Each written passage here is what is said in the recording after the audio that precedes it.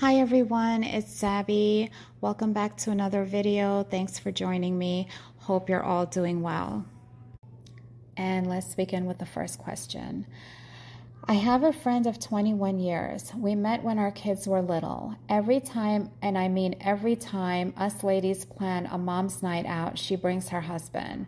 I recently had a girls' dinner party at my house while my husband was away, and she wanted to bring her husband. I just don't understand. She wears the pants in that relationship, so it's not like he's forcing her to bring him along. Should I ask her why she does it or just stop inviting her? We also plan lots of stuff that includes the husbands. After 21 years of friendship, you should be comfortable enough to just ask her, and I suggest you do that. After she responds, kindly remind her that it's a girls' night and you'd love if it were just the girls, and that her husband can join when they include the husbands. If she gets offended or doesn't understand, then you should stop inviting her. I'm struggling with gender disappointment after finding out what my first child will be. Everywhere I look, I see people posting their babies of the gender that I wanted, or families in public with their babies. I've accepted what my baby is and I love my baby, but when I see these pictures/families, I can't help but feel sad. Is this normal? I don't want to be a bad mom for having these thoughts. It's normal until the arrival of the baby. Once you give birth, these feelings should change. At that moment, you'll be so in love with your baby that the disappointment should and hopefully will diminish. You can always try again. Remember, every time there's a pregnancy, we know that there's a 50-50 chance, right? At the end of the day, God is in control of the gender of our babies, and we should accept His blessings and make the best of it and be the best moms we can to our children. I'm 25, female, talking to someone who is 34, male. Can anyone see issues arising down the line because of this age gap? Wondering if there's things I maybe haven't thought of.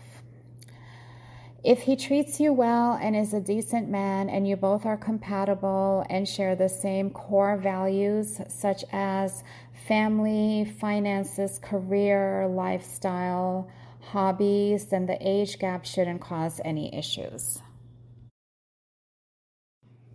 How do I eat even when I'm not hungry? Sorry for asking this dumb question.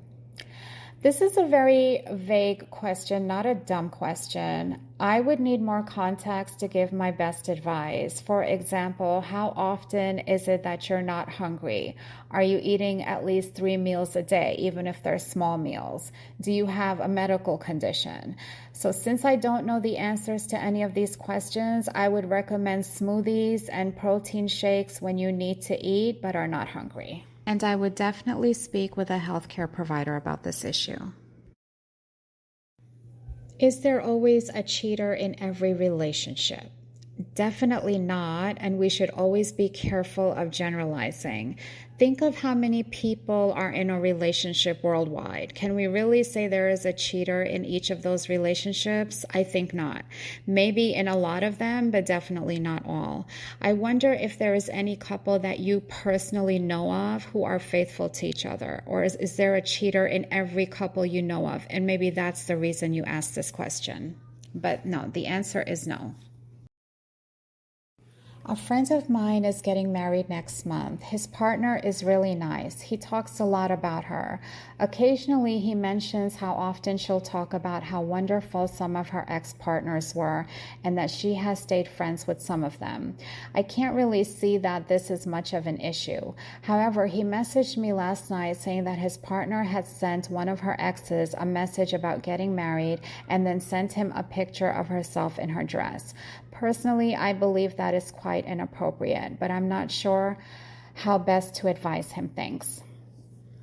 Yes, it is a bit inappropriate, but if he's okay with her being friends with some of her exes, then this is something he's going to have to accept as well, because that is something friends would normally do.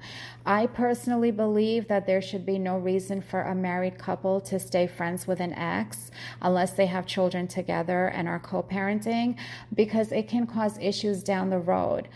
But some people are okay with it. If this is bothering him, then maybe he should talk to his fiancé and set boundaries.